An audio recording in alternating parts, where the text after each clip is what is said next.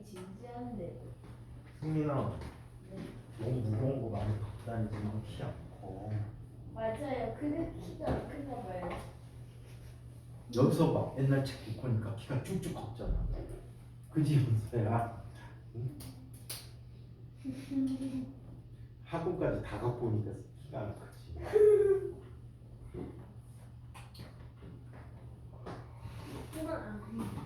그래서 되게 힘들어. 얄짤 말인지도 몰라가지고 네. 수업하는 물 마셔. 그지? 어? 예. 힘드네 이거 봐라. 아가야 장난 그만. 오늘 그 프린트 바뀌나요? 오늘은 계속 가야 돼. 암송으로 바뀌지 않아요? 그럼 다음 시간에 볼게요. 신기하게 자. 잘했다. 지난 시간에 이것도 또 없어. 자 그러면 이런 걸 한번 살펴보도록 하겠습니다. 지난 시간에 우리 문제 좌표에 관한 이야기까지 했지요. 그죠? 좌표에 대해서 얘기했어요. 그러면 이동 거리부터 한번 보도록 할게요. 28쪽에 있는 이야기입니다. 세 번째 이동 거리. 28쪽.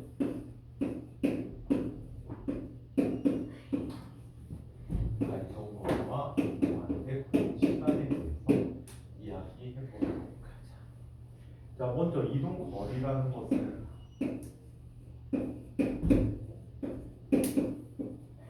자, 기호로 나타내 줄 때 우리 이 책에서는 델타 S를 많이 쓸 건데 D라고 쓰는 경우도 많아요. D라고 쓰는 경우도 많은데 이동 거리라는 것은 다음과 같은 걸 이동 거리라고 합니다. 자, 물체가 이동한 경로를 따라서 모두 합한 거리.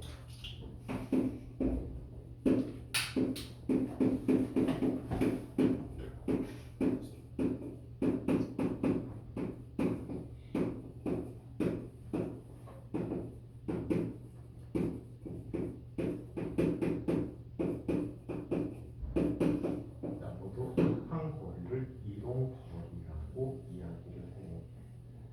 자, A에서 B까지 물체가 이동을 할 거예요. 이동하는 방법은 몇 가지가 있다고 했지? 무수히 많다고 했어. 왜? 무수히 많다요. 오케이. 자, 뭐 이런 식으로 갈 수도 있고 이런 식으로 갈 수도 있고 또는 똑바로 갈 수도 있어. 제일 빠른 거 이거 아니에요? 이거 아니에요? 그거는 제일 빠르게 아니고 가장 가까이 있는 거지. 아니 이거 말고요. 이건가? 그거는 장담 아니거든. 그래요? 너가 얘기하는 거는 사이클로드 얘기하고 싶은 거였지? 네. 응? 그건 여기서 상관은 없어. 아. 그건 평면에서 움직임이야. 자, 그렇다면 이 물체가 이동한 거리는 자, 이렇게 그 길을 따라 모두 합치는 거리야.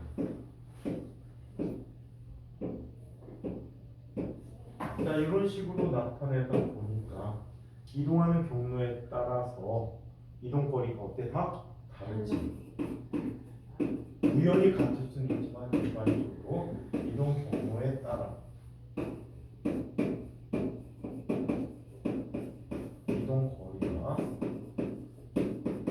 다 다르다. 오케이? 이해해요? 자, 그래서 이동 거리가 중요한데 물체가 직선상의 운동을 하는 거죠.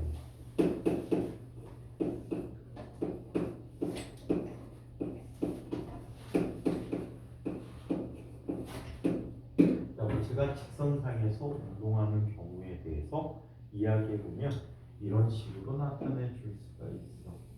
직선상의 운동은 우리 좌표에 수직선을 쓸 수가 있겠지. 원점이 있어요. 자, 그리고 이쪽 방향 물체가 이동한다라고 해. 처음 물체가 있는 위치를 x1이라고 해볼까? 나중 시각일 때 물체가 있는 위치를 x2라고 하죠. 또는 이거를 책에서는 s1, s2 썼어. s1, s2 썼는데 똑같은 표현이라고 보면 될 것 같아. 자, 그러면 물체가 x1에 있다 x2까지 이동을 한 거지. 그래 안 그래? 이때 시간을 t1이라고 하고 이때 시간을 t2라고 한다면 물체가 이동한 거리는 이렇게 구합니다. 나중 시각의 위치 빼기 처음 시각의 위치라고 해요.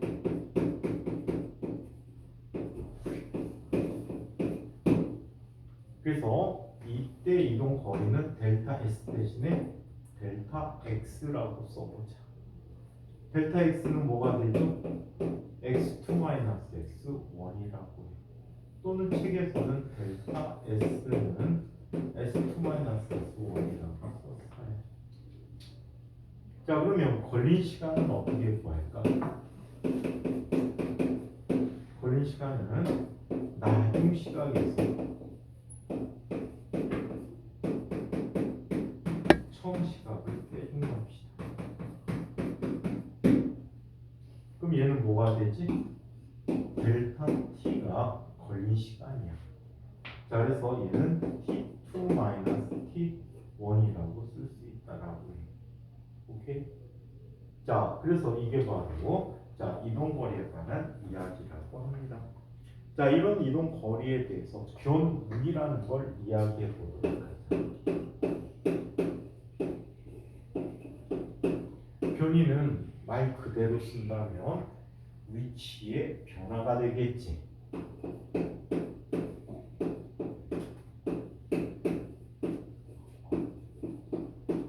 위치의 변화를 변위라고 한다. 위치가 변화돼서 변이라고 한다. 그렇다면 어떻게 변화되는지 한번 살펴보도록 하자. 일반적인 변이는 자, 선생님을 잠깐 한번 볼래? 선생님 위치를 머릿속에 기억하고 있어. 잠깐 눈을 감았다 선생님이 뜨세요 그러면 다시 눈을 떠서 선생님을 보세요. 자, 눈을 감으세요. 현준이 세게 감아야지. 눈을 떠보세요. 눈 깜빡할 새 저기 쪽으로 이동해 왔네. 순간 그렇지. 눈 깜빡할 새. 자, 어떻게 이동했다고? 저기에다가 어느 방향으로?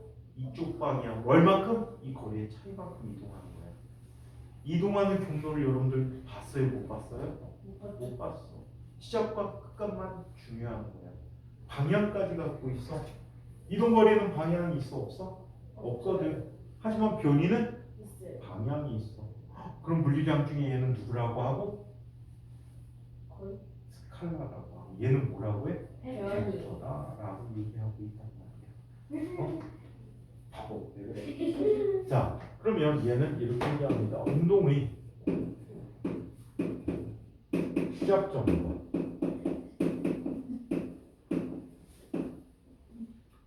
끝점을 잇는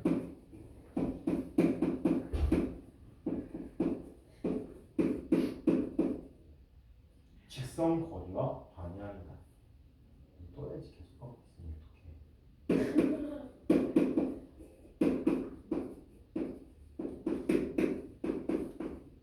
자, 직선 거리와 방향을 잇는 변위라고 이야기한다. 자, 그러면 조금 전에 A에서 B까지 가는 방법은 몇 가지가 있다라고 했지? 무수히 많다라고 했지. 하지만 시작점과 끝점이 같다면 변이는 항상 어때? 같다. 이게 바로 변이다. 오케이?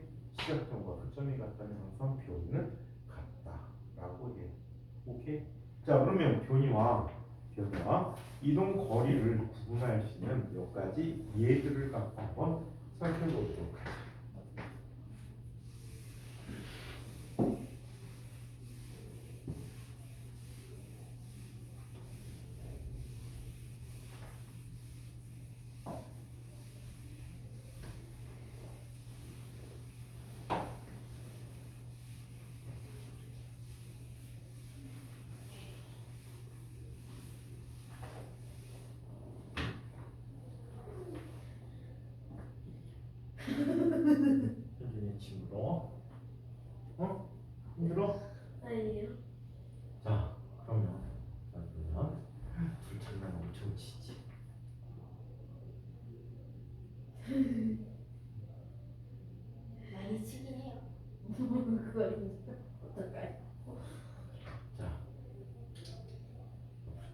장난치면 꼴밤 대씩 할까?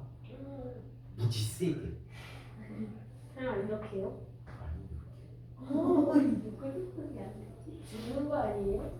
아니 설마 선생님 죽게 때리겠어? 이쁜 친구들한테. 이 정도. 딱. 자, 예를 한번 들어서 살펴볼게요. 자, 여기 A점이 있어요. A점에서 동쪽으로 40m만큼 이동한 곳에 B가 있대. B에서 북쪽으로 30m만큼 이동한 곳에 C가 있다라고 합니다. 그러면 물체가 A에서 B를 거쳐서 C로 갔을 때 이동 거리는 얼마가 되죠? 이동 거리는 얼마죠? 이동 거리는 A에서 B로 40, 아니 70m. 70m만큼 이동했죠. A에서 B로 40m, B에서 C로 이동하는 거리가 30m니까 전체 70m가 됩니다. 이거에 대해서 변 위는 얼마가 될까요? 변의 크기는 얘는 A에 있다가 C로 직접 간 거지, 그치? 그럼 변이의 크기가 얼마 이동한 거지? 얼마의 변이를 갖게 됐지? 50m. 50m만큼의 변이를 갖게 됐대. 아시겠죠? 네. 전에 했는데 이 각이 몇 도라고 했어? 37도. 얘는 53도가 돼. 그럼 변의 비가 3대 4대 5인 각이 되는 거예요. 무조건 37대 53대예요? 네. 그게 3대 4대 5. 오. 오. 그 변의 비 배웠잖아. 45도 45도일 때는 1대 1대 루트 3. 2 아니에요? 루트 2. 자, 그 다음에 30도 60도일 때는 1대 1대 루트 3대 2라는 비를 갖고 있잖아. 자, 그거하고 똑같이. 자, 그러면 요번에는 이런 예를 한번 살펴보도록 하죠. 어떤 물체가 직선상에서 움직일 거예요. 자, 원점 5의 위치에서 자, 다른 학원 쌤들은 지금 오나봐. 술 먹자고 전화가 오나봐. 4m의 처음 위치가 있어요.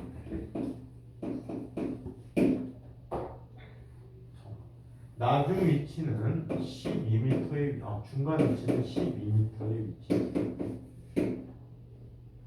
그리고 맨 나중 위치는 8m의 위치에 있었대. 이동 거리가 얼마가 되죠? 12m. 이동 거리는 자 4m에서 12m까지 갔지. 전체 몇 미터 이동한 거야? 8m만큼 이동했고 다시 되돌아왔지. 4m만큼 되돌아왔어. 그래서 전체 이동 거리는 몇 미터? 12m. 내가 맞았다. 그럼 변이는 크기가 얼마가 될까? 변이는 오른쪽으로 크로스 방향 쓰는데 크기만 얘기하기로 했으니까 크기만 얘기할게. 시작점에서 나중점까지 화살표 보내준 이 길이가 변위야. 이해해? 얘가 변이라고 하는. 변이는 그렇다면 얼마가 되지? 4m. 4m 오른쪽으로 즉 플러스 방향으로 4m다라고 이야기합니다. 4m가 어느 정도예요? 1m 대기. 아니, 그럼 돼. 10cm 40개. 1초에 4m 가실 수 있어요? 달려가면 충분히 가죠. 네. 가요, 1초에. 1초에 4m 가는 빠르기로 달리면 100m 가는데 25초가 걸리잖아. 그렇네? 100m 25초면은 그렇게 뭐 빠른 속도 아니잖아.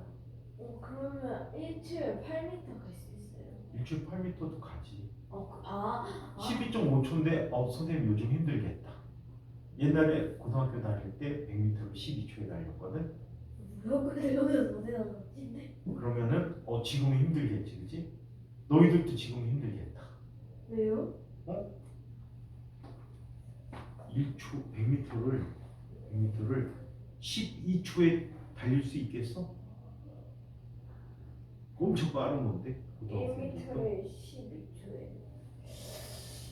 다리 엄청 막 길게 해서 뛰는 거. 근데 현준이가 길어질 리가 없잖아. 어? 에이, 그러면 우사인볼트는 1m 9초인데 그러니까 그 사람들은 1초에 10m 넘게 가. 1초에 10m. 거의 1초에 11m 가까이 달려. 상상이 초월하는데. 상상을 초월하더니. 근데 선생님은 솔직히 달려본 것 중에 100m를 한 4, 5초 내에 달린 적도 있어. 어떻게 해요? 달리는 기차에서 한번 뛰어내려 봤거든. 안 다쳐요? 죽을 뻔했어. 그다음부터 안 뛰어. 이거 기차에서 뛰어요? 피나지 않아요? 요즘은 기차가 아니지. 기차가 이제 멈출 때쯤에.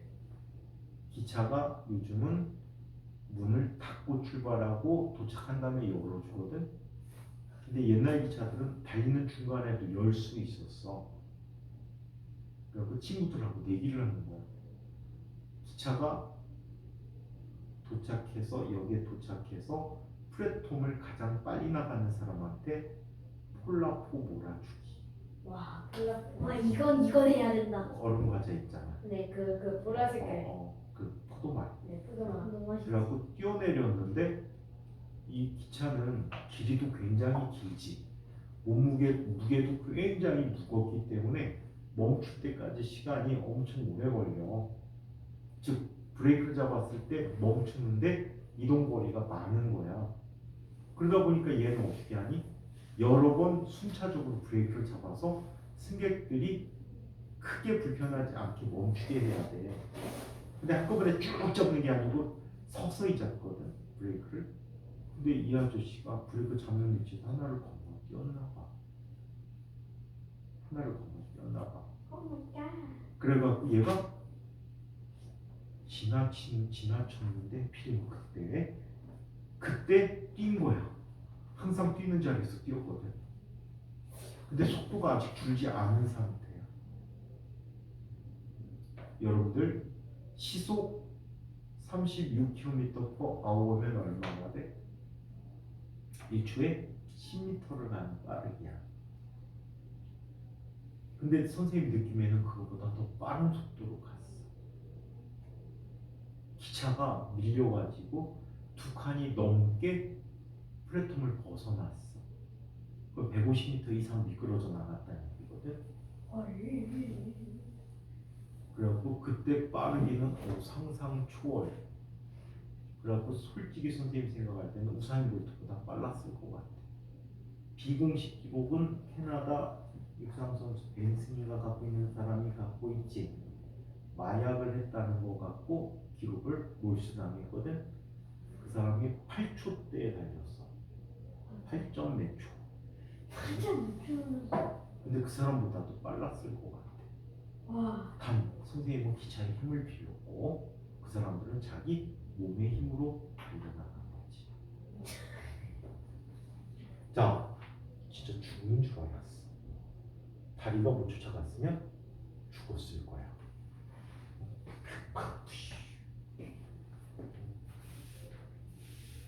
움직이는 자동차 안에서 장난치면 죽을 수 있어. 조심해야 돼.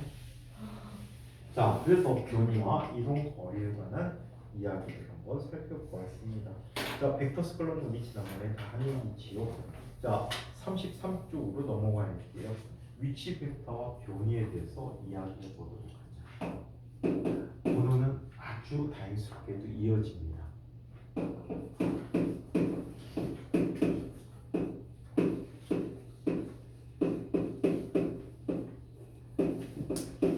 자, 위치 벡터와 변위에 대해서 한번 살펴보도록 할게요. 어떤 물체가 이러한 곡선을 따라 움직인다라고 하죠. 이 물체의 움직임을 표현하기 위해서 우리는 평면 직교좌표라는 좌표를 이용할 수가 있어요. 33쪽이죠. 네. 자, 이때 여기에 P점이라는 위치가 있어요. P점은 예를 들어서 x1, y1으로 표현되는 점이 P점이야. 자, 얘 공간에서 이 5점을 기준으로 이 물체의 위치는 표시하는 게 x1, y1인 점은 한 점밖에 없지.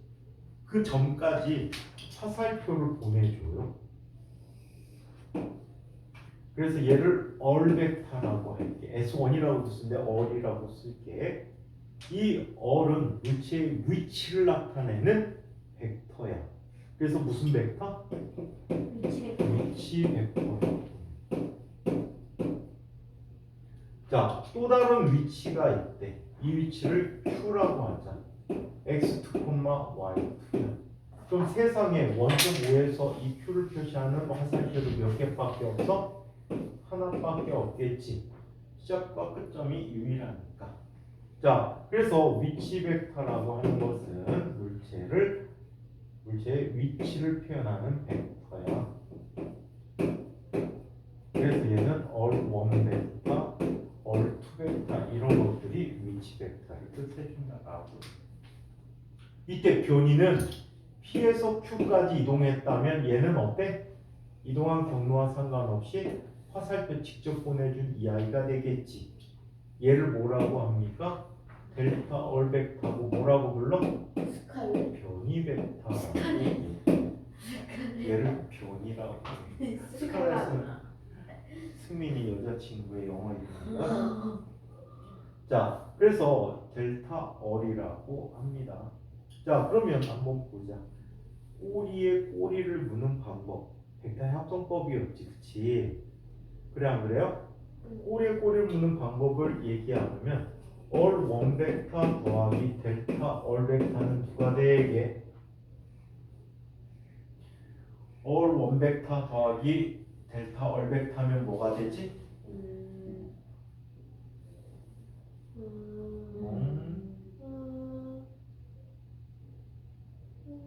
연서야, 얼1 더하기 델타 얼 하면 얼마가 될까?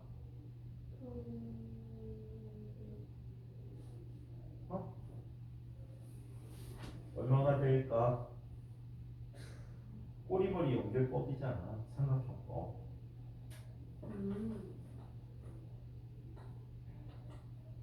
실제로 얼마 되지?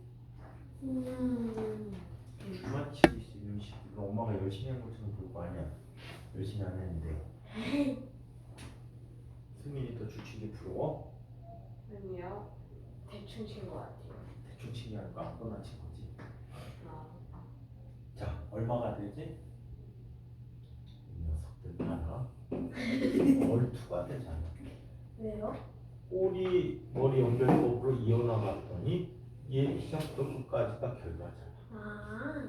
그래 안 그래? 그래요. 꼬리 머리 연결했더니 시작부터 끝까지 보내준 게 결과라는 말이야. 따라서 변기는 델타 얼벡터라고 하는데 얘 이항시켜주면 뭐가 되니? 얼2 마이너스 얼1이 델타 얼이 되는 거지. 그래서 변이 벡터를 이렇게 표현해준다. 나중 위치 벡터 빼기 처음 위치 벡터가 변이 벡터라고 해. 아까 거 이동거리하고 똑같은 구조를 갖고 있지. 그래서 항상 나중 거 빼기 처음 거로 계산해 줄 수가 있다라고 이야기합니다. 자, 34쪽에 예제 문제 한번 같이 한번 풀어보도록 할게요. 얘는 벡터에 관한 문제야. 재미있어서 한번 보도록 할게. 이게 밑에 벡터의 곱은 지금은 안 할 거야. 어려워서. 두 번째 볼 때 벡터 곱 얘기해주고 세 번째 볼 때도 벡터 곱 얘기를 해드리도록 하겠습니다.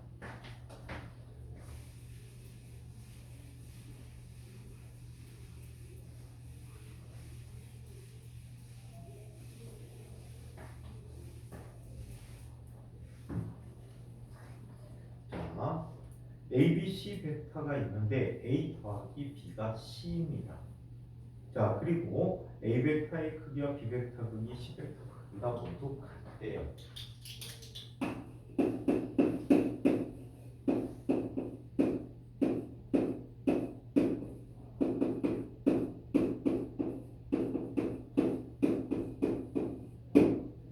크기가 같은 두 벡터가 합쳐져서 자기 자신이 된대. 몇 도일 때 그런 일이 일어날까? 60도, 90도, 180도, 135도.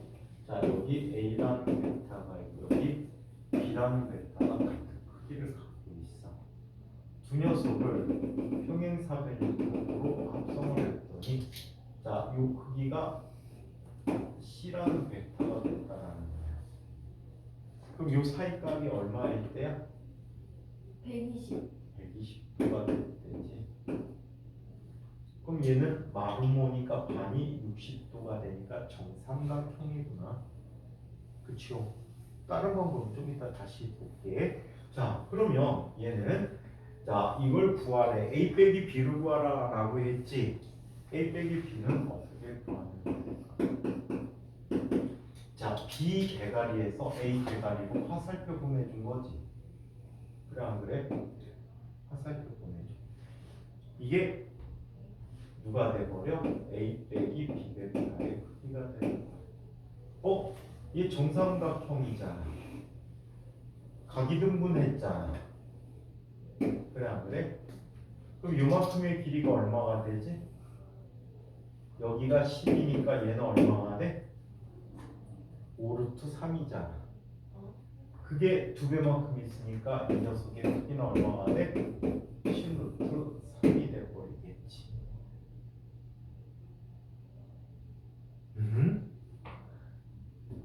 모르는 사람.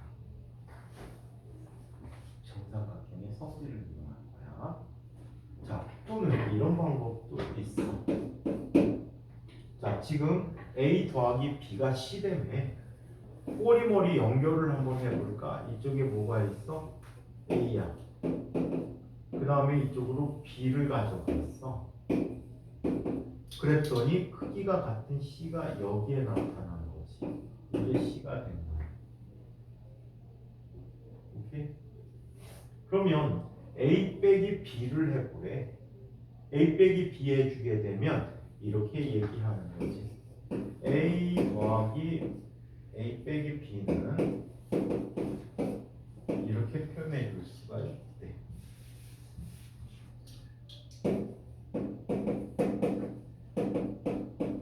A 더하기 빼기 B라고 쓸 수 있단 말이야. 그럼 빼기 B는 어떻게 크기와 방향이 반대인 벡터가 되는 거지. 그래 안 그래? 빼기 B야. 그러면 A 더하기 빼기 B 하게 되면 이 녀석이 뭐가 되는 거지? A 빼기 B가 되는 거지. 자, 그러면 여기 60도야. 여기는 몇 도일까? 30도가 되겠지. 그치? 자, 얘는 10이고 얘도 10이야. 여기 30도잖아. 그럼 뭐가 되지? 이 길이가 얼마가 되지? 10 루트 3이 되잖아. 얘가 20이 되고 얘는 10 루트 3이 되는 거지. 이해해요? 승민이 이해 안 된다. 뭐가 이해 안 됐지? 아니에요. 안 됐는데? 아니에요. 됐니? 아니에요. 안 됐어. 된 것 같아요. 된 거 같아? 같아는 아니에요. 여기 그럼 여기가 왜 30도야? 왜냐면 일단 저기 직각삼각형이고요. 그리고 직각인지 모르잖아. 왜 직각삼각형이요? B 각이 30도거든요. 어디가? B요. 여기? 네. 얘가 30도니까 얘도 30도라고 한 건데? 네. 저기가 정삼각형이잖아요. 예. 그러니까 저기가 60도잖아요. 네, 여기 60도네. 네. 그리고 반대편도 60도잖아요. 여기? 네. 그러면 저기 60이니까 일단 120이 남은 거잖아요. 여기가 120이네? 네. 그러니까 30 해서 60이 이등변 삼각형이니까? 네. 30, 30. 네. 됐어 이제? 네. 저희요 이게. 자, 너라는 단다. 둘은 아까 알고 있었는데 이야기해 보도록 하겠습니다. 두 번째 속력. 물리하려면 수학은 진짜 많이 해야 될 것 같지. 지난번 삼각부위에서 이런 도형관계도 많이 이용하고 있죠. 선생님, 분필 그거 끼는 거 비싼 거죠? 얘는 비싼 거지? 금색이 금이 녹음되어 있는 거 같은데. 아니 금이야 원래. 금을 감추고 검은색으로 칠해놨는데 아 들켰네. 오, 안 무거워요? 하나 들어보고 싶어? 네. 아령이야. 오, 무거워. 저도요. 우와. 오? 아, 그래서 가운데가 벗겨진 거구나. 이제 금요. 와 대박. 와. 진짜 아니에요? 믿는다. 인사 애들 믿어. 뭐냐고. 24K가 아니에요? 바보 같은 녀석. 금이 이만큼이면은 바로 팔아갖고 술 사 먹어. 저 유리야. 자, 이번에는 속력 이야기를 살펴보도록 하죠. 자, 속력과 속도라는 개념을 나눠서 살펴볼 계획이에요. 자, 속력에 대한 정의를 한번 살펴볼까? 요즘은 속력을 그냥 속도의 크기라고 쉽게 넘어가는 경향이 있는데 얘를 그냥 알고 있는 게 좋을 것 같아. 오케이? 이 속도라는 개념 자체를 알고 있는 게 좋을 것 같아요. 자, 속도 속력을 따라 알고 있는 게 좋을 것 같아. 속력은 일반적인 물체의 빠르기를 이야기한다. 물체의 빠르기를 속력이라고 한다. 얘는 정의할 때 어떻게 정의합니까? 단위 시간 동안에 단위 시간은 어떤 주어진 짧은 어떤 한 순간에 이동한 거리가 그래서 얘는 1초를 단위 시간으로 씁니다. 물리에서. 그래서 단위 시간 동안 물체가 이동한 거리를 정의하는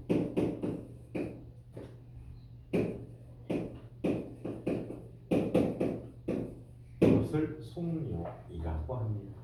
그럼 속력은 어떻게 구할 수 있습니까? 시간분의 자, 얘는 전체 걸린 시간분의 이동한 거리. 단위 시간 동안 이동 거리가 걸린 시간분의 전체 이동 거리를 속력으로 표현해주고 있대. 자, 이동 거리는 단위 뭘 쓰고 있죠? 미터라는 단위를 써요. 자, 그리고 나누기 표시를 슬래시하고 뭐라고 읽죠? 이거를 더퍼스. 퍼라고 읽어요. 뭐뭐 당이란 뜻이야. 자, 1초당 이동한 거리란 뜻이야. 이해해? 그래서 미터 퍼 세크를 쓰기도 한다. 또는 어렵게 이런 단위를 쓸 수도 있어.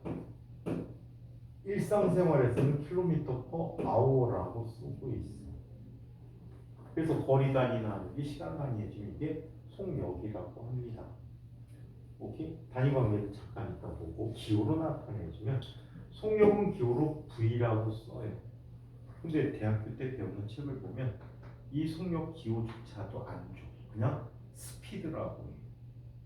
그래서 할리데이라는 할아버지가 쓴 책은 스피드에 S를 써서 대문자 S를 쓰고, 보통 일반적인 책은 알파벳 스피드를 써서 나타내줘.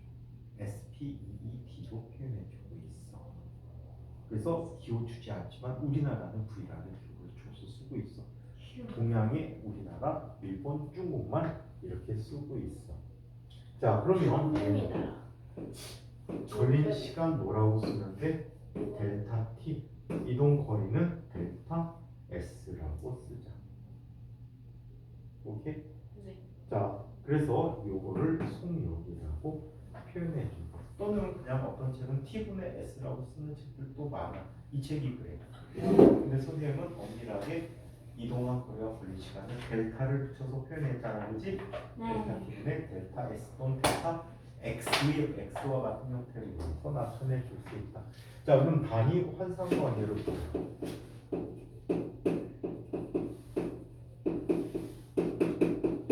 자유한 상관계를 최근에는 별로 안 물어봤는데 과학부 2단계 입시에서 많이 물어봐. 면접고사할 때 빠르기를 여러 개 읽고 가장 빠른 순서대로 이야기해보라라는 질문을 해. 여기서 가장 난감한 게 킬로미터 퍼 아워라고 말이야. 그럼 한번 봅시다. 3600 미터라고 하면 얘는 얼마가 되지? 네, 그렇게 하지 말고 3600 미터. 그럼 얘는 36km지. 맞아요? 네.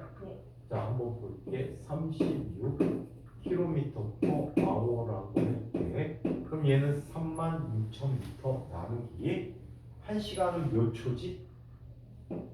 1시간은 몇 초예요? 3,200초. 3,600초가 되죠. 이거 그럼 말. 얘는 줄이면 약분하면 뭐가 되니? 10m per second. 또 72km per hour 하면 얼마가 되지? 3,600. 두 배니까 20m per second. 여기에다 18만 더해봐. 18 더하면 얼마가 되니? 54. 54가 되지. 54km per hour 하게 되면 얘는 얼마? 15m. 15m per second. 자동차가 100km로 간대. 그럼 얘는 약 108km per hour라는 걸 쓰면 얘는 얼마가 되는 거지? 30m. 30m per second이야. 그러면 100km per hour, 자동차가 100km per hour에 그럼 1초에 얘는 30m를 조금 넘어가는 거야? 못 가는 거야? 더 너무 100km인데 100km per hour인데 약간 30m 조금 못 가는 거야. 이해?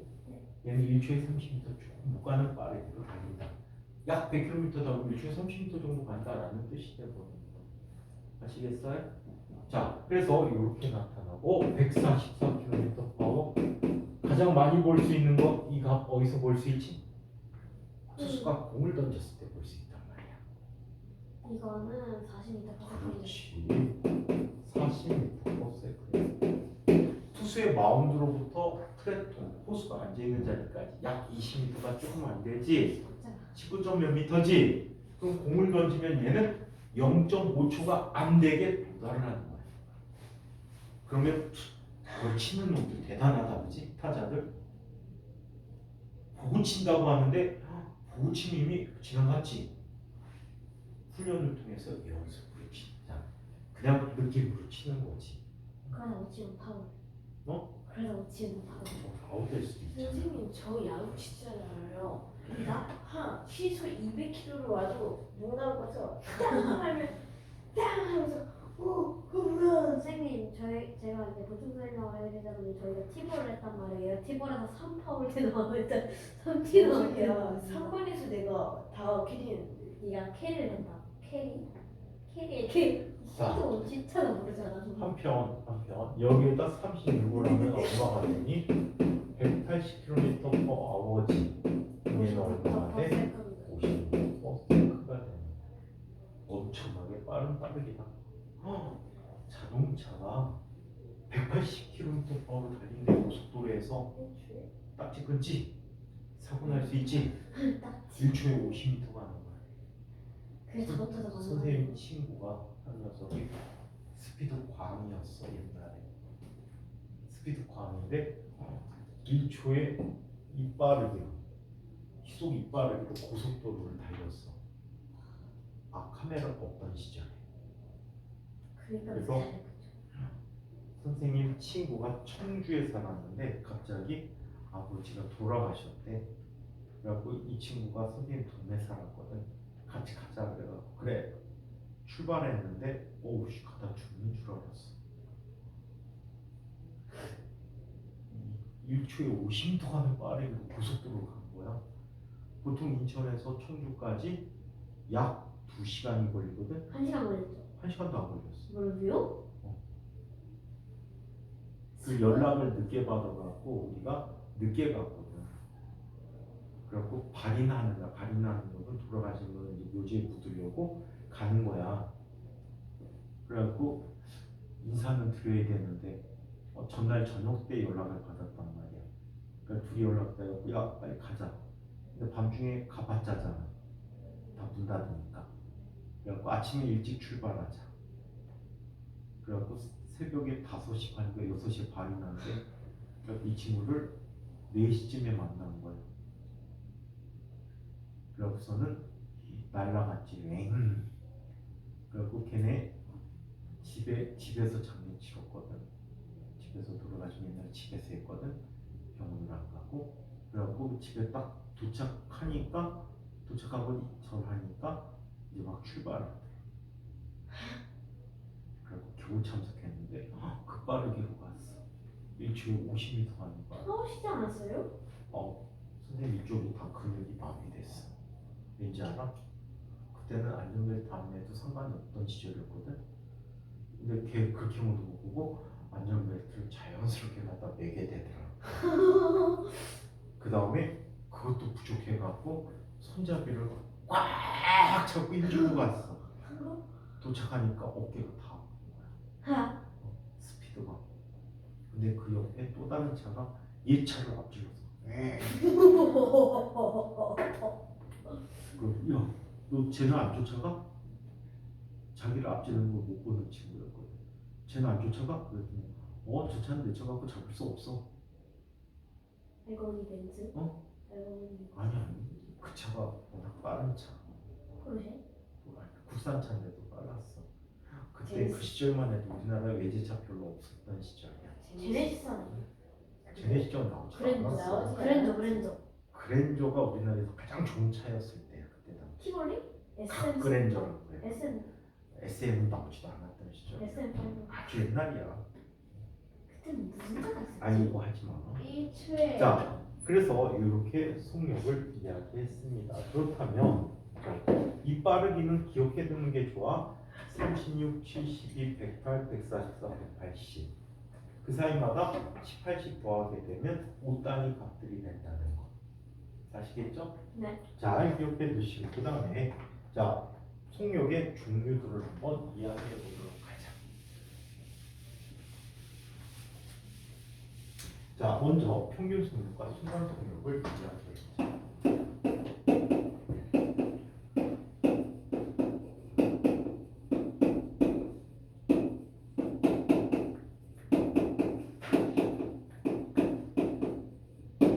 평균 속력과 순간 속력에 대해서 이야기해 보도록 하죠. 자, 첫 번째 평균 속력은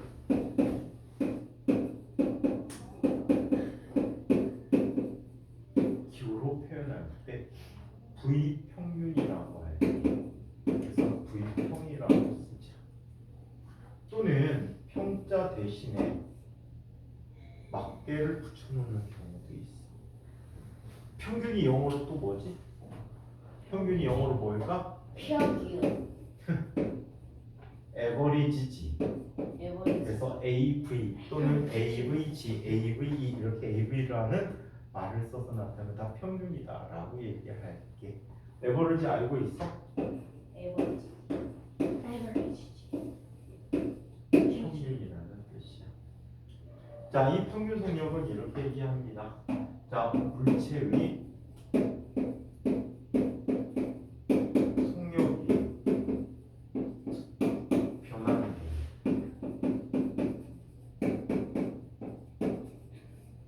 속력이 변하는 경우, 그러니까 평균이 필요한 거야. 변하니까 만약에 연서가 시험을 봤는데 다 100점이래. 평균 구할 필요가 있어 없어? 없죠. 없어. 현준이가 시험 봤는데 다 90점이래. 평균을 구할 필요가 있어 없어? 없어. 점수가 차이가 나니까 그거에 대한 평균을 구하는 거란 말이야. 내가 90점 왜? 잘 맞는 거 아니야? 아니 학교에서 항상 100점이에요. 항상 100점이야. 근데 뭘 부럽다고? 네? 뭘 부럽다고 해? 아니 저는 너 상승에서 저번에 너 너 학교에서 저번에 안 와서 0점 맞았잖아. 뭔 소리야? 나 다 왔는데 과학 시간 때 쌤이 니네 없을 때 따로 나가서 갔고 시간 나서 말았어. 자, 그래서 속력의 변화는 경우에 속력의 변화를 무시하고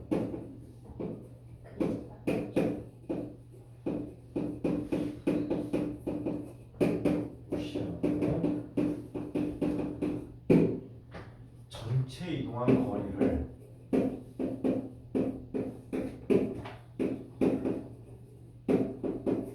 걸린 시간으로 나눠간 속력이라고 합니다.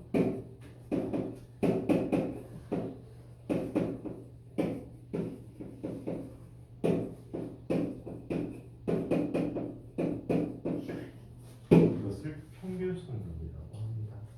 그래서 평균 속력은 이렇게 구해 그림을 써줄까?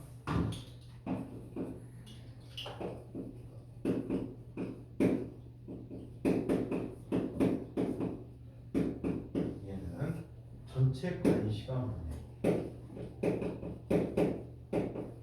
전체 이동한 거리가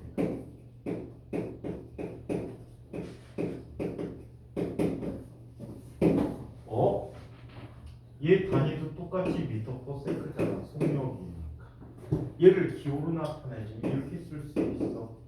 V 평은 걸린 시간 델타 T가 전체 이동한 거리 델타 S. 차이가 없네? 뭐의 차이가 없니? 시계 차이. 좀 전에 원래 썼던 속력과 차이가 없잖아. 왜일까요? 일반적으로 그 정의가 다 평균의 정의를 갖고 있어. 오케이? 평균의 정의를 갖고 있어서 원래 값과 정의하는 값과 평균 값은 항상 똑같다라고 기억을 해두세요. 아시겠어요? 네. 다음 시간에 이 평균성부터 새로 살펴보도록 할게요. 벌써 자. 시간이 다 됐나요? 이 내용까지 질문 있는 사람?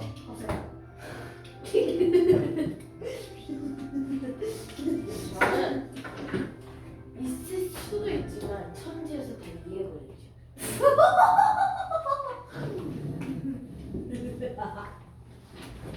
천재는 천재였다.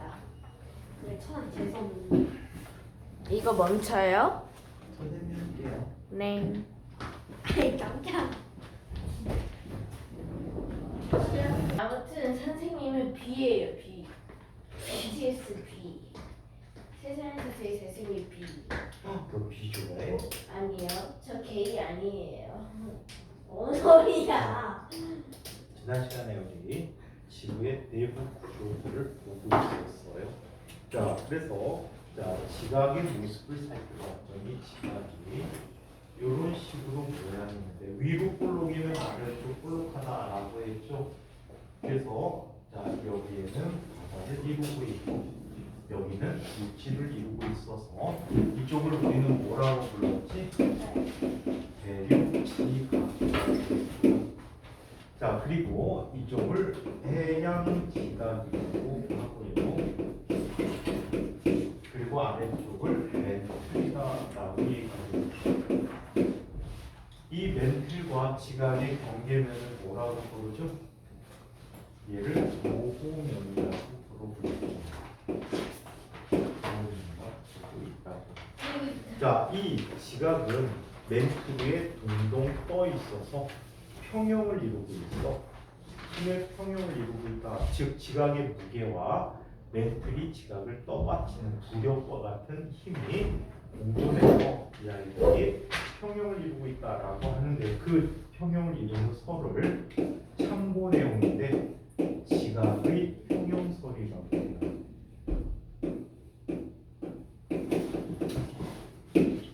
지각의 평형설은 이렇게 이야기합니다. 자, 먼저 에어리라는 사람이 얘기한 에어리의 지각 평행설이 있어. 에어리 설이 있는데 에어리는 다음과 같이 이야기합니다. 자, 지각을 물이라고 하고 멘트를 물이라고 하고 지각을 구했던 나무 토막이라고 가정했을 때, 자, 나무 토막이 얇은 녀석과 나무 토막이 두꺼운 녀석인데, 자, 그리고 비교를 위해서 이쪽에 나무 토막이 얇은 녀석이 또 있다라고 하면 얘네들은 밀도가 일정한 상태에서 일정한 비율만큼 잠겨 있단 말이야. 오케이? 자, 그래서 이 형태를 잘 설명해주는 에어리설이 있어. 형태를 설명하는데 실제로 얘는 자 나무 토막의 밀도가 어떻다?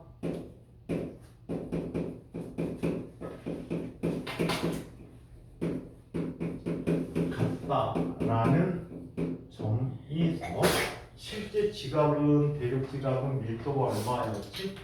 2.7g/세제곱센티미터.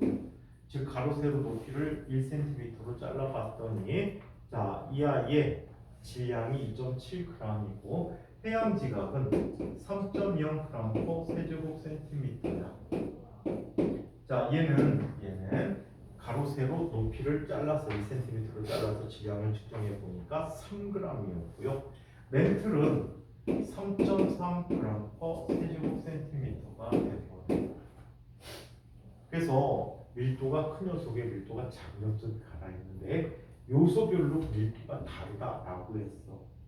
하지만 이 에어리sol을 이야기하면 얘는 밀도가 같은 물질이어야 한다는 문제점이 있다. 자, 이거에 대해서 프레설이라는 설이 있어. 프레시라는 사람이 이야기한 설이야. 이 사람은 물질마다 밀도가 다 다르다라고 얘기했어. 밀도가 다른 대신에 얘네들이 자 나타나는 특징을 살펴 밀도가 다른 물질의 경우에는 잠기는 깊이가 어떻대? 같대요. 자 이런 식으로 설명하게 돼. 형태를 만족하지는 않지만 밀도가 불균이하다라는 면에서 맞는 설이라고 해. 자 그래서 밀도가 불균이다라는 면에서 프레설이 모양에 대해서는 에어리설이 많이 맞기 때문에 두 가지 설을 다 배우곤 합니다. 자 한편 자 맨 아랫줄을 한번 보면 지구의 내부를 구성하는 물질의 종류나 상태가 다르기 때문에 지진파의 전파 속도가 달라서 이것을 토대로 지구의 내부 구조를 조사해 줄 수가 있었다라는 얘기야. 오케이? 자 내용까지 다 본 다음에 거기에는 그래프 관계를 한번 이야기해 보도록 하겠습니다. 자, 그 다음 이야기는 멘틀에 대해서 한번 이야기해 보도록 할게요. 자, 멘틀에 대한 얘기를 살펴봅시다. 번호가 잘못 쳤다 내가. 동글뱅이 3인데 동글뱅이 3이야. 선생님이 동글뱅이 1이라고 잘못 써놨잖아.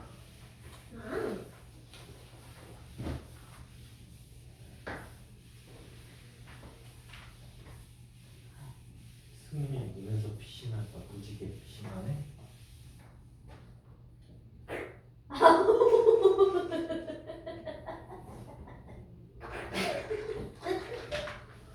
졸업식 해서 안 했어 승민이? 네. 졸업식 해서 안 했어? 했어요. 그럼 이제 중학생 되는데 그런 장난하고 있으면 되겠어 안 되겠어? 어? 안 그리고. 너 자꾸 그러면 진상 소리 들어. 진상 중학교 갔는데 가뜩이나. 자 그러면 자, 세 번째 멘트를 이야기해.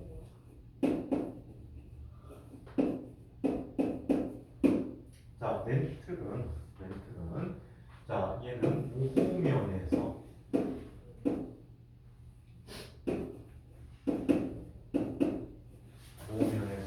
깊이가 2,900km인 영역까지를 멘틀이라고 이야기합니다. 오케이? 얘를 멘틀이라고 하는데 자 얘는 지구 대부분을 차지하는데 지구 전체 부피의 약 82%를 차지해. 그리고 지구 전체 질량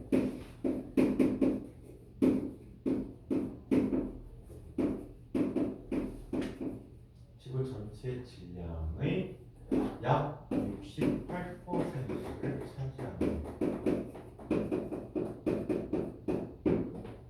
우리 계란 비교해주면 삶은 계란이니 흰가리는 계란 비교해주면 계란 껍질은 뭐에 해당해?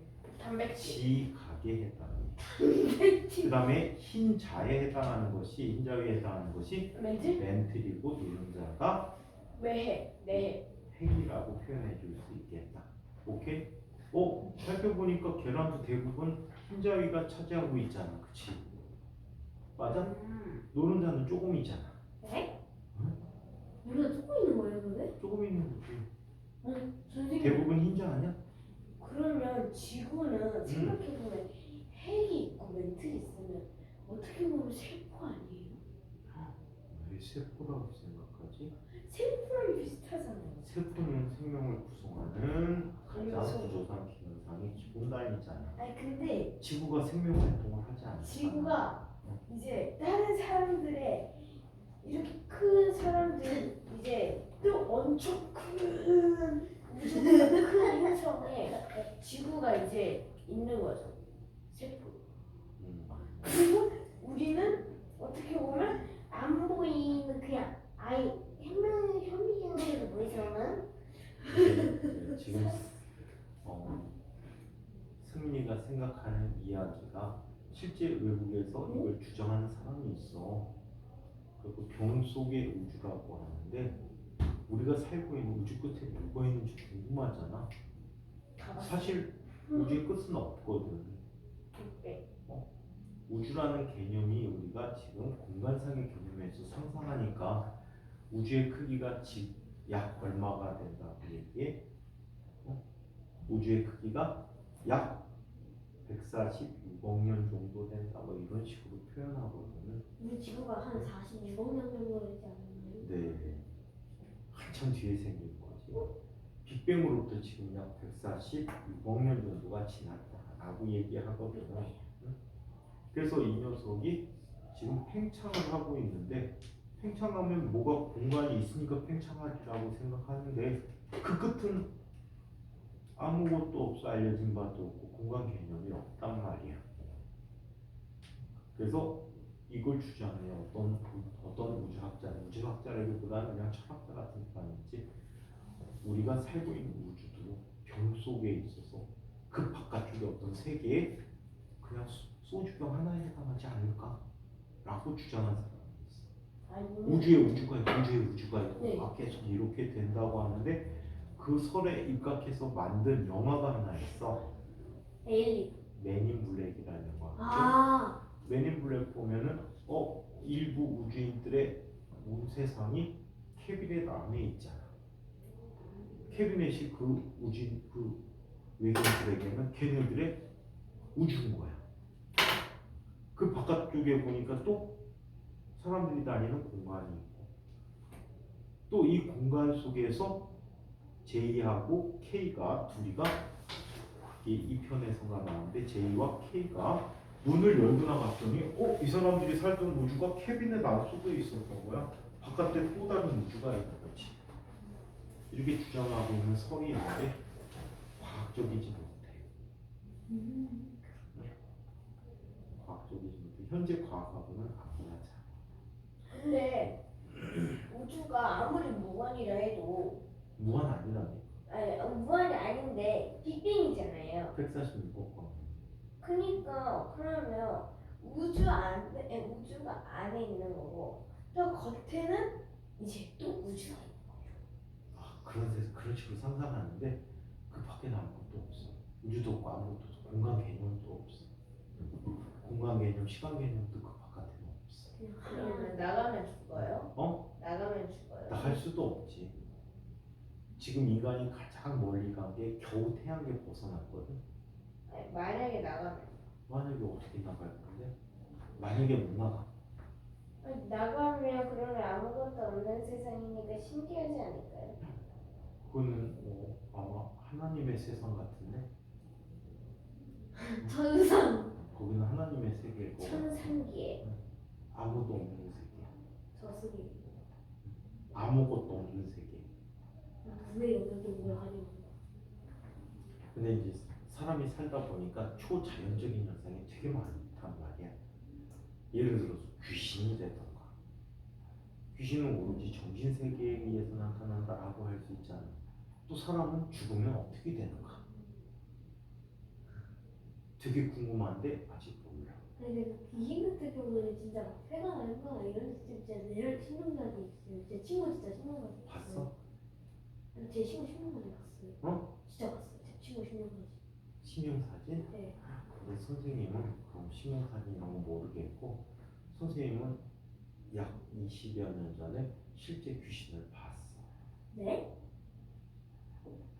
근데 귀신은 그냥 암흑 물질 아니에요? 아, 그렇진 않고 귀신의 형태가 어떻게 보이냐면 사람하고 똑같은데 느낌이 달라. 사람을 보는 거하고 살이요. 귀신을 보는 게. 예를 들어서 귀신을 봤는데 혹시 트레이싱 페이퍼라는 거 알아? 기름종.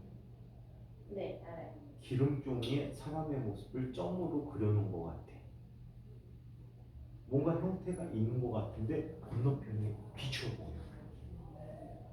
아주 신기합니다. 근데 뜬금없는 귀신이 아니고 선생님이 새벽까지 술을 먹다 봤는데 그 귀신의 형태가 그 술집 사장 아저씨의 아버지 형태하고 똑같은 거야. 내가 생김새를 얘기해 주니까 이 사람이 되게 놀래. 자기 아버지 같다. 생김새를 얘기할 정도면 귀신을 굉장히 정확히 본 거거든. 놀랍지. 근데 그런 현상들은 우리 과학으로 어떻게 설명할 수가 없는 현상들이야. 그래서 현재 알고 있는 우주가 그렇게 돼 있지만 모르지. 뭐 몇백 년 후에 승민이 이야기가 맞을지도 몰라. 그건 모르는 거야. 근데 아무튼 현재 존재하는 과학으로는 승민이가 얘기하는 우주는 말도 안 되는 거예요. 얘들아. 그런 영화, 그런 내용을 상상할 거면은 영화 인터스텔라를 한번 다시 봐봐. 저 봤어요. 다시 봐봐. 굉장히 물리학적인 영화야. 그거 안 박사가. 자, 그것도 시간 지연이라는 현상이 일어나잖아. 우주여행하고 온 사람이 나이가 덜 먹거든. 그래서 나쁜 놈이 어떤 나쁜 별로 꼬시지. 자기 탈출하려고. 그 꼬시는 장면에서, 꼬시는 그 대목에서 이 사람들이 어떻게 뿌리치고 탈출해갖고 원래 모선으로 돌아왔잖아. 근데 모선에서 기다린 사람은 나이가 벌써 몇 살이 확 먹어버렸지. 80년. 우주 여행을 하는 사람들은 이렇게 시간 지연이라는 현상을 겪게 되는 거야. 특수상대성 이론에 대해서 설명해 줄 수가 있어. 근데 지금 태양별 밖에 나가 있는 그 인공위성은 안에 사람 있어요? 그렇지. 야 거기 있으면. 1970년대 초반에 발사됐던 보이조 1호, 보이조 2호가 있거든. 근데 보이조 1호라는 녀석을 발사했는데 금세 고장이 나갖고 제어가 안 되는 거야. 정보 같은 거는 보내주는데 제어가 안 돼. 어떻게 운동하고 이런 게 잘 안 돼. 그래서 바로 2호를 보내준 거거든. 그 2호는 원래 목적은 목성을 관측하는 게 목적이었어.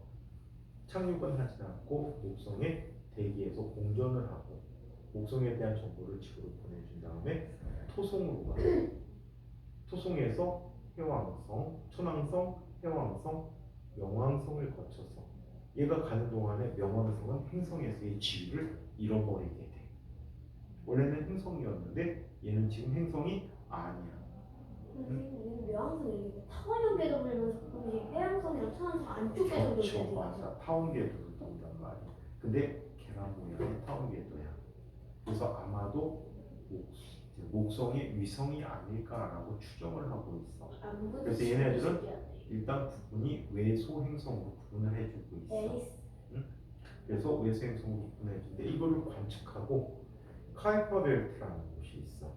카이퍼 벨트는 태양의 구성 성분이 만들어진다라고 여겨지는 곳이야. 해성이 만들어지는 곳으로 여겨졌는데 여기를 빠져나가서 지금 알파 센타우리 별이 있지. 알파 센타우리가 센타우리의 알파 별인데 얘가 센타우리 자리의 알파 별인데 얘가 지구에서 가장 가까운 태양계래. 그래서 이쪽을 향해서 가는 걸로 알려져 있어. 지금 약 4광년 정도 떨어져 있거든. 빛의 속력으로 4년 정도 가는데 그 보이죠? 이유가 지금 날아가는 속도가 빛의 속도의 60%의 속도로 날아가고 있거든. 우와. 그래서 만약에 배터리가 남아 있다면 아마도 그 행성계에 도달해서 어떤 정보를 줄지 모르겠어. 은하계. 근데 정보 주는데 은하계는 우리 은하야. 은하계 벗어날 수가 없지. 우리 은하가 약 지름이 30만 광년 정도가 되잖아. 빛의 속력으로 30만 년을 가야 되니까 이거는 뭐 상상을 초월하는 크기지. 그럼 146억 광년. 근데 지금 안타까운 게 뭐야? 배터리가 까리까리해. 그래갖고 지금 최소한의 전원만 남겨놓고 다 끈 상태거든. 에이. 만약에 요즘 현대 기술로 만들어서 보냈다면 훨씬 더 나았을 거야. 배터리도 엄청나지. 소형 원자로로 갖고 있는데 소형 원자로가 다 생명 다 있거든. 지금 축전된 전기를 갖고 움직이는데 그 원자로도 지금 만든다면 훨씬 더 좋게 만들고 무엇보다 카메라 성능이 엄청나고 통신 속도가 엄청나게 빠를 텐데 지금 1년 동안 정보 받을 수 있는 게 사진 한 장 정보도 안 돼. 얘는 뭐 몇 시간에 1kB 정도의 킬로바이트야. 몇 시간에 1kB 정도의 정보밖에 못 보내. 너무 좋은 거 아니에요? 굉장히 느리지. 70년대 말 기술이니까 그때 컴퓨터도 제대로 없을 때야. 빠르지만 세다. 카메라 전 카메라도 나고 요즘 발사해가 한다면 훨씬 더 좋은 정보들을 얻을 수 있을지 모르겠어. 그게 안타까운 거지. 자, 계속 멘트를 한번 보자. 멘트는 감나망질 암석으로 되어 있어.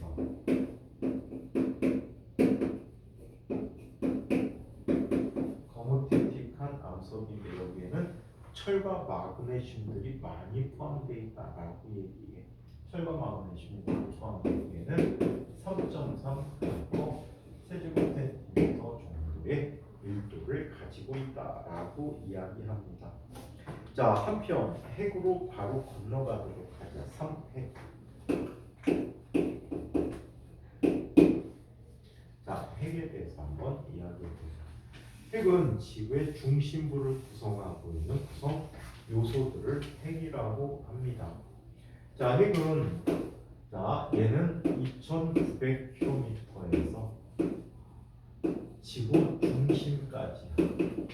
지구 중심은 깊이 6,400km라고 해. 이게 핵의 크기다라고 얘기할 수가 있어. 자, 핵은 주 구성 성분이 철이 있어.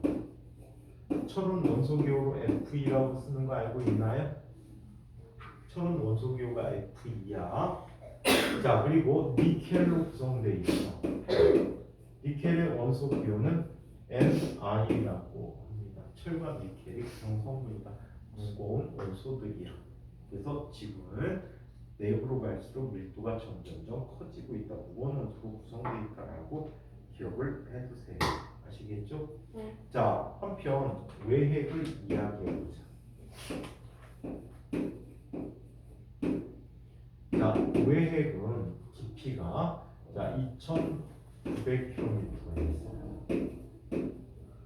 5,100km까지를 외핵이라고 부르고 있다고 해. 이걸 외핵이라고 부르는데, 자, 얘는 중요한 정보가 있어. 액체 상태라고 추정을 하는 거야. 들어가 보지 못했으니까. 액체 상태로 추정하는 이유는 왜 그럴까? 얘는 지지파 중에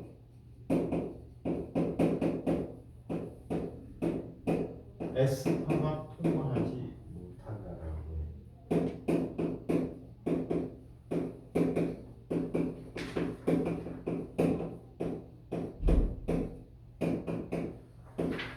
천하에 S파도 못 지나가나? M파는 어디서 멈춰요? 어? M파요. M파가 뭐야? S파랑 뭐 있었지? P파. P파는 다 통과해. 오? 자, 그래서 이렇게 나타나는 정보로 외핵이 액체 상태다라는 걸 얘기할 수 있고요. 자, 두 번째 내핵이 있어요. 내핵은 다시 고체 상태야. 이 외핵을 뚫고 지나간 피파의 속력이 갑자기 빨라지거든. 그래서 액체가 아니고 고체 상태로 넘어간다라고 하는데 얘는 5,100km 지구 중심가를 의미해준다. 이때 경계면을 뭐라고 했지? 외핵과 내 경계면을 내만 불연속면이다라고 얘기했단 말이야. 자, 얘는 다시 고체 상태라고 합니다. 자, 지진파의 피파의 속력이 갑자기 증가하는 이런 특징이 있고, 자, 깊이 들어갈수록 온도 압력이 높아지거든. 그래서 가장 지구 중심에서 뜨거운 곳이야. 지구 중심의 온도는 약 3,500도씨로 추정하고 있습니다. 오케이? 3,500도씨로 추정하고 있다. 엄청 뜨거워요. 굉장히 뜨겁지. 태양의 흑점보다 더 뜨거워. 태양의 흑점이 더 높아. 6,000도씨잖아. 아, 태양의 표면도는 약 150만 도씨, 표면 온도가 6,000도씨, 중심부의 온도는 130만 도씨 이상이다, 100만 도씨 이상이다라고 근데 얘기하고 있지. 촛불 그 온도가 1,200도잖아요. 거풀꽃? 네. 거풀꽃은 온도가 높아가고 3,000도씨 이상 아니니? 근데 왜 너무 오래 있어야 되긴 하는데 알루미늄이 1,000도에서 녹잖아요, 거의. 그러면 한 1시간 정도는 있으면 녹아요? 어디에다가? 촛불이요. 촛불? 근데 촛불은 산소와 반응을 시키기 때문에 용융하는 것보다는 그냥 타 연소가 있고 산소와 결합이 돼. 자, 그런 물질을 녹일 때는 두관이라는 걸 쓰게 돼. 용광로. 자, 그러면 살펴봐봐. 가끔 유튜브에 나올 용암에다 알루미늄 캔 집어넣는 애들이 있잖아. 캔이 녹아버리잖아. 용암의 온도가 약 1,800에서 1,200도씨 사이 정도가 되거든. 알루미늄 캔이 녹더라고. 그러면 얘는 이걸 한번 보자. 지진파의 전파 모습을 한번 이야기해 보도록 할게.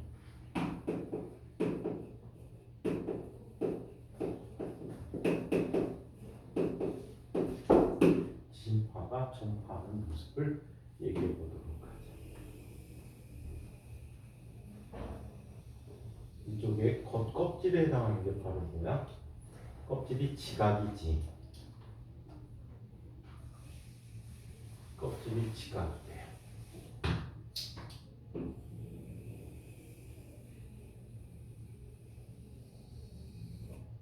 자, 그리고 이 안쪽에 뭐가 있어? 핵이 있고요. 핵은 외핵과 내핵으로 구분되어 있죠. 그죠? 자, 이 장소에서 지진이 발생했다라고 할게. 여기가 진원이야. 자, 진원인데 깊이 들어갈수록 얘는 어떤 일이 일어나? 지진파의 속력이 빨라진다고 했어요. 그럼 여기서 발생하게 되는 껍질 쪽에서는 속력이 느리고 안으로 갈수록 속력이 빨라지거든. 그러면 파동은 빠른 쪽에서 느린 쪽으로 휘어진대. 이게 뭐 한다라고 하지? 굴절을 한다라고 얘기해. 그러다 보니까 지진파가 이렇게 전달되지는 거야. 오케이? 더 깊은 방향을 향하던 녀석은 이렇게 휘어. 더 깊은 방향을 향하는 녀석은 이렇게 휘어.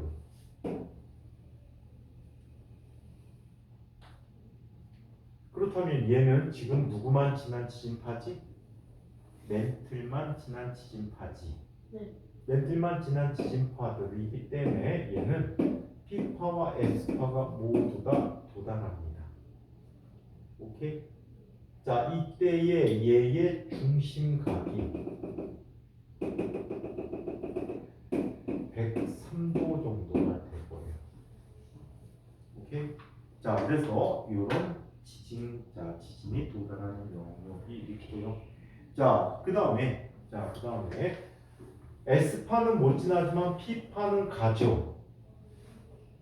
그래서 굴절을 해요. 그래서 이쪽에 P파가 이쪽으로 같이 갔는데 똑바로 가는 거 외에 이렇게 오는 게 있네? 그래 안 그래? 그럼 요 사이에선 지진파가 직접 오는 지진파가 있을 수 있어 없어? 같이 왔는데 얘는 이렇게 가는 것과 하나 굴절해서 온 녀석이 있다면 이 사이 값은 지진이 도달하지 않는 곳이야. 이 각도가 중심각이 얼마? 142도가 되는 중심각이야. 이 영역은 지진파가 도달해야 안 해? 끼무니로 지진파가 도달하지 않는 곳이야. 그래서 얘는 암용대라고 해.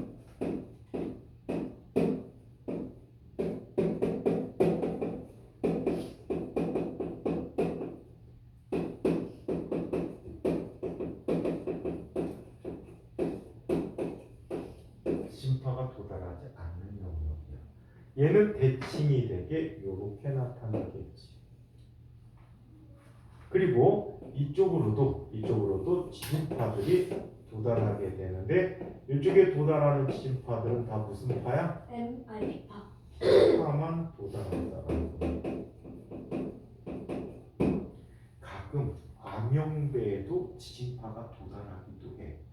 어떤 지진파냐면 쭉 갔던 녀석이 이 내핵 부분의 표면에서 반사가 돼서 도달하는 아이가 있어. 크기가 세지는 않아. 그래서 일반적으로 직접 반사하니 굴절에 의해서 도달하는 지진파가 없는 곳이 암용대야. 간혹 P파가 반사돼서 오기도 해. P파. 하지만 자, 굴절에 의해서는 진짜 이론적으로는 이곳에 지진파가 도달하지 않는다라고 이야기를 합니다. 자, 그래서 암용대 P파만 도달하고 PS파 모두 도달하는 모습을 잘 기억을 해두세요. 아시겠어요? 이거를 나중에 연관시켜서 파동의 반사와 굴절과 연관시켜서 이야기할 수도 있어요. 오케이. 자, 그래서 이렇게 나타내죠. 이거 상황을 설명해주고 여기 P파만 도달하는지 묻는다면 왜 여기 P파. 액체 상태로 존재하기 때문에 얘만 도달하게 된다라고 기억을 해두세요. 아시겠죠? 네. 자, 이번에는 지진파의 속력 분포를 이야기해보자.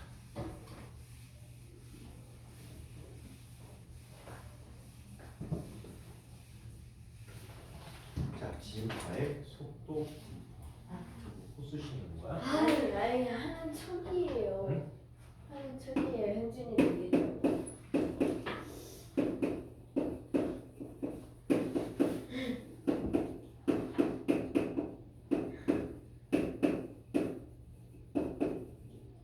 자, 지진파의 전파 속도 분포에 대한 이야기를 살펴보도록 할게요.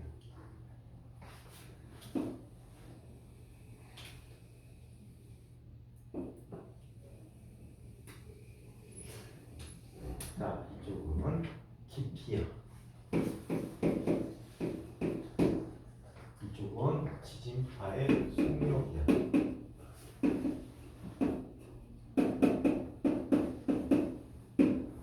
얘는 영역을 다음과 같이 나눠보자. 아주 작은 영역인데 좀 그림이 커졌어. 약 30km 부근까지야. 뭐가 있는 곳이지? 지표로부터 30km 깊이 근처야. 뭐가 있는 곳이야? 지각. 응? 네트. 대륙지각. 이곳에 있는 걸 뭐라고 하지? 평균적으로? 대륙지각. 음. 모호면. 모면이 있는 곳이야. 모면까지를 표시해주고, 자, 그 다음에 2,900km. 자, 그 다음에 5,100km까지 있어.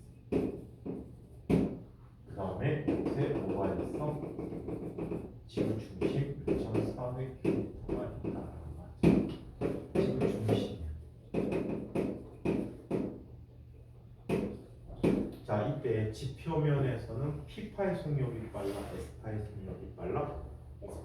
P파의 속력이 빠르지. 아니 저 에스파 좋아했어요. 얘는 P파의 속력이 약 8km/s야. 1초에 8km 가는데 그래프가 어떻게 그려지냐면 처음에 서서히 깊이 갈수록 증가해. 왜?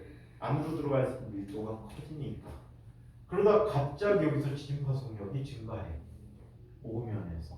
왜? 성질이 전혀 다른 물질이 있는 거지. 밀도가 훨씬 더 큰 물질이 있게 돼. 자, 그래서 얘는 서서히 다시 증가해. 증가하다가 갑자기 외핵을 만나게 되면 지진파의 속력이 뚝 떨어져. 무슨 상태이기 때문에? 액체 상태이기 때문이야. 그러다가 다시 서서히 증가해. 서서히 증가하다가 여기서 갑자기 또 증가해. 성질이 다른 물질을 만난 거지. 내액을 만난 거야. 그래서 다시 또 증가하는 이런 모습을 갖고 있다고 해. 이게 P파가 갖는 지진파 분포 모습이야.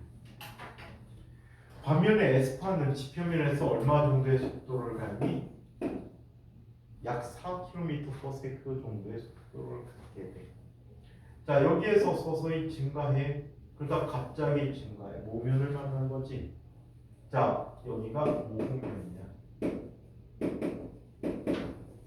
다시 서서히 증가하다가 갑자기 0이 돼버려. 0이요? 지진파가 더 이상 통과하지 못하니까 속도 측정이 불가능하겠지. 자, 이곳이 무슨 상태가 있다는 얘기야? 액체 상태인데 이곳이 바로 외핵이야. 외핵이 액체 상태로 존재하는 이런 모습을 갖고 있다라고 아시겠어요? 그래서 지진파의 주시곡선 P파 도달하고 S파가 도달할 때 가치가 나타나는 PSC가 나타나는 지진파 주시곡선과 자 그리고 지구의 영역에 대해서 전 지구 지진파가 전달되지는 모습과 깊이에 따른 속도 분포를 나타내는 그림을 꼭 기억해 두시길 바랍니다. 자 이번에는 네 번째 지구의 모양과 크기에 대해서 이야기해 보도록 하죠.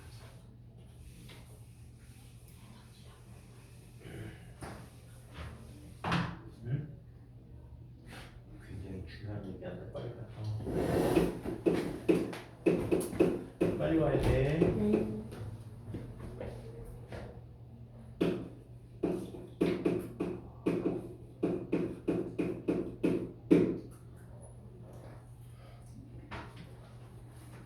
승민이 이렇게 부산스럽게 장난하네. 현진이가 응? 뭐라고? 현진이가 나쁜 애예요. 현진이가 나쁜 친구야? 네. 왜? 거짓말쟁이. 무슨 거짓말을 했어? 바로 응? 무슨 거짓말을 했냐면요. 아무 거짓말 안 했어요. 그래서 나쁜 친구야? 네. 현진이는 나쁜 친구래? 아무 거짓말을 안 해서 나쁜 자, 친구. 지구의 모양과 크기에 대해서 이야기해보자. 먼저 기본적으로 이야기하는 힘에 대해서 얘기해보자. 만유인력 법칙에 대해서 얘기해볼까? 만유 법칙 하면 누가 생각나지? 누가 생각나요? 만유 법칙 하면 생각나는 사람 뉴턴. 뉴턴이라는 사람이었죠. 자, 뉴턴은 이런 얘기를 했습니다. 우주 공간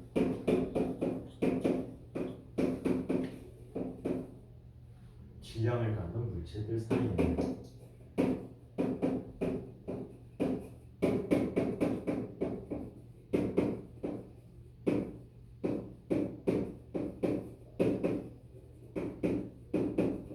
질량을 갖는 물체들 사이에는 질량의 고백이다.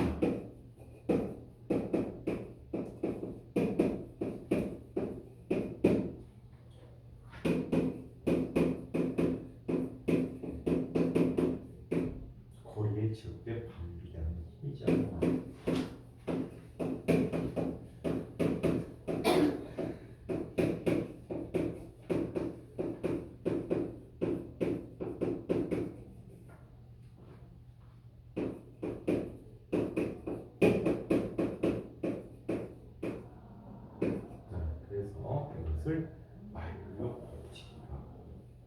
여기 한 물체가 있어. 이 물체의 질량을 M1이라고 하죠. 자, 이 물체의 중심에서 중심까지의 거리가 얼만큼 떨어진 것에 M2의 질량을 갖는 물체가 있다라고 이야기를 하죠. 이때 M1은 M2를 자기의 중심 방향으로 당기지, 마찬가지 M2도 M1을 자기의 중심 방향으로 당기는 힘 F들이 나타난 겁니다. 오케이? 네. 자, 그렇다면 이 녀석들 사이에 어떤 힘이 나타날까? F는 비례상수 G 곱하기 짝대기 3개를 썼네. 수학에서 짝대기 3개는 무슨 기호지? 합동기호야. 그러면 F와 뒤에 게 같다야. 그래서 물리에서는 얘를 정의라고 해요. 정의를 하는 거야. 자, 그렇다면 얘는 G 곱하기 all 제곱분의 M1 곱하기 M2라고 이야기합니다. 여기서 이 G라는 값은 그 값이 6.67 곱하기 11-11 뉴턴 제곱미터 킬로그램의 제곱이라고 불리는 만유 인력 상수라고 불리는 값이에요. 굳이 외울 필요는 없을 것 같아요. 그래서 만력 상수라는 값으로 정의되는 저와 만유 인력이 있다. 그럼 모든 물체들 사이에 중력은 중심에서 중심 방향으로 나타나는 힘이 나타나는 거지. 중심에서 중심 방향으로 나타나는 힘이 있다라고 얘기해요. 자, 그러면 이 책에서 말하는 얘기들 한번 책으로 정리해 보자. 지구의 모양은 둥글대. 왜 그럴까? 만유력에 의해서. 왜? 왜냐면 일단 우주과 우주 사이에는 지면이 거의 그냥 거리에서 분비돼야 하는 작용이 아니야.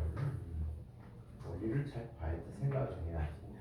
물질들이 이렇게 삼지사방에 놓여져 있었다라고 해. 이 물질들 사이에는 다 힘이 작용하는 거야.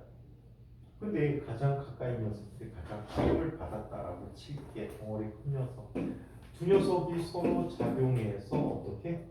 두 개가 붙어버렸어. 그럼 또 다른 가까운 녀석이 또 달라붙겠지? 그럼 이 녀석의 중심 방향과 이 녀석 중심 방향은 붙어버리겠지? 또 다른 녀석이 와서 자꾸만 붙는 거야. 붙다 보면 중심을 향해서 나타나는 힘에 의해서 매 순간순간 있었던 자기 자신의 무게 중심 방향으로 와서 붙는 거야. 그러다 보니까 어떻게 돼? 형태가 둥글게 되겠지. 그런데 말이야, 태초에 이런 식으로 지구 주변에 있던 우리 지구가 있던 자리에는 아주 옛날에 큰 별이 있어서 이 별이 초신성 폭발을 했다고 해. 초신성 폭발을 해서 그 흔지, 그 잔재들이 태양 주변에 널려 있었던 거지. 그때 태양을 중심으로 그 별들의 구성 물질들이 모인 거야. 이해해? 그러면서 태양 크기 점점점 커지고 지금 행성이 있는 자리마다 이 물질들이 뭉쳐서 행성을 형성하기 시작한 거야. 이해해? 그러면 얘네들이 자꾸 센 압력으로 막 와서 어때? 눌리는 거야. 그 압력에 의해서 온도가 어떻게 돼? 온도가 점점 올라가. 그 다음에 지구는 아무것도 없기 때문에 이런 조그만 천체들을 우리 미행성이라고 하거든. 미행성들이 와가서 자꾸만 부딪히니까 그 충돌에 의한 열이 발생해서 지구가 점점점 어떻게 돼? 뜨거운 부채가 된 거야. 뜨거운 실제로 지구의 속부터 겉까지 다 액체 상태가 돼버렸어.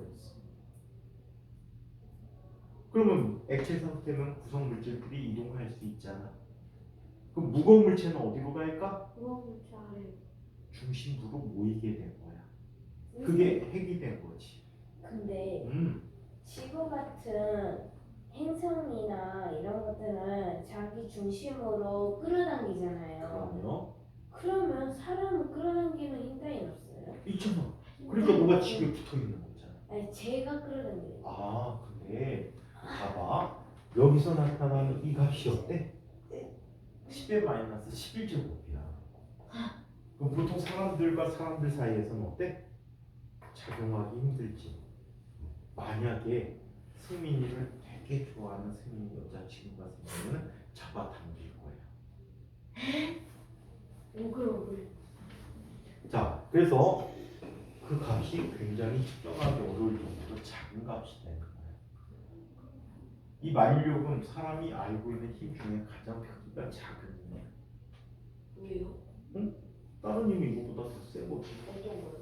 예를 들어서 자석에 또 마찰 경기에서 나타나는 전기사의 얘네들이 훨씬 더 크거든. 근데 중력이 자연에서 제일 거의 강하다고 할 수 있어요. 아니, 자연에서 가장 강한 힘은 강행력이라는 힘이야. 강행력이 원자 핵을 구성하는 힘이야. 혼자해? 원자 핵을 쪼개기 어렵잖아. 그쵸? 그만큼 센 힘으로 차. 그거 쪼개면 노벨상 받아요? 그 힘이 바래. 아니야, 너희 다 받았어. 그 힘이 1이라고 하면 중력은 10의 마이너스 38제곱이야. 10의 마이너스 38제곱? 무슨 소리를 안 해? 중력 강행력이 1이야. 그거에 대해서 중력은 10의 마이너스 38승만큼에 해당해. 비교도 안 되지. 자연재는 이상한 거죠. 자, 그래서 이렇게 나타난다. 지구의 크기 측정에 대해서 얘기하는데 지구 크기는 뒤쪽에서 한번 이야기했는데 에라토스테네스가 측정했어. 복수성 구도 이용하기도 한데 에라토스테네스는 현자. 어떤 사람이냐면 현자야. 이 사람은요, 다음 시간에 요 에라토스테네스 계산법을 얘기해드리고 그 다음에 암석 맞아볼게. 자, 이런 사람이야. 여러분들 마케도니아라는 나라가 있었다는 거 아니? 마케도니아요? 마케도니아 어디 있는 나라지 원래? 지금 현재 아시아? 유럽? 그리스에 있는 나라야. 아, 그리스의 아테네 걔네들은 도시 국가였잖아. 아테네 유명한 게 아테네, 스파르타. 그 다음에 마케도니아. 근데 마케도니아는 힘이 되게 약한 나라였거든. 근데 마케도니아의 왕이 아들을 낳았는데 이 아들을 최고의 아들을 만들고 싶었던 거야. 그래갖고 교육을 시켜. 교육의 힘. 그 아들의 이름이 알렉산드로스야. 흔히 알렉산더 대왕이라고 알려진 분이지. 이 알렉산드로스 스승이 누구였냐면 아리스토텔레스였어. 이 알렉산드로스의 아버지가 아리스토텔레스를 그때는 태어나지 못했어. 알렉산드로스를 교육을 시키는데 혼자서 교육시키기 너무 재미없을 것 같아서 또래 아이들을 모아서 교육을 시킨 거야. 같이 아들하고 똑같이 막 교육을 시켰어. 뭐 예술, 문화, 그 다음에 군사교육, 수학, 철학 다 교육을 시켰어. 그래서 아이들이 무럭무럭 자랐지. 그리고 같이 자란 아이들이 알렉산드로스가 그때 당시에 소위 말하는 세계 정복을 했거든. 그때까지 세계로 알려졌던 곳이 지금의 동쪽으로는 지금의 우크라이나 근처야. 와. 거기에 큰 산맥이 있나 봐. 그 산맥까지가 지구의 끝이라고 봐. 동쪽으로는 스페인까지가 지구의 끝이라고 봤대. 거기를 다 점령해. 그리고 이집트도 점령해. 그리고 이집트를 자기 친구한테 맡겨. 네가 여기에서 다스려라. 그 친구가 바로 에라토스테네스야. 아리스토텔레스? 에라토스테네스. 근데 그 에라토스테네스가 이 에라토스테네스인지 그 에라토스테네스의 자손인지는 모르겠어. 실수했네. 이 에라토스테네스가 이집트의 시에네라는 곳이 있어. 그때 당시 시에네인데 지금은 이름이 아수안이라는 곳을 바꿨거든. 여기 엄청 큰 댐이 있어. 이 아수안이라는 지역을 지나다 보니까 하진날은 어떤 날이야? 태양의 고도가 우리나라에서 가장 높은 날이지. 네. 여름의 한가운데에 약 6월 22일경이지. 이 하진날 아스완이라는 지역을 지나는데 이 시에네를 지나는데 우물에 비친 태양의 그림자가 안 보이더래. 무슨 얘기야? 그 시에나라는 곳에는 하진날 태양이 수직하게 입사한다는 걸 알게 됐어. 우와. 이곳이 북위 23.5도인 곳인가 봐. 저희는 그게 몇 도예요? 어? 저희 그게 몇 도예요? 우리 중심이 38이잖아. 인천이 37.5도 정도로 얘기해. 그래서 이곳에 그림자가 없는 모습을 보고 도용을 생각해서 그걸 인출해서 지구의 크기를 측정했다고 합니다. 다음 시간에 시작할 때 이것부터 해드리고 그 다음에 암성 얘기는 그만 할게요. 가방 뺄 때는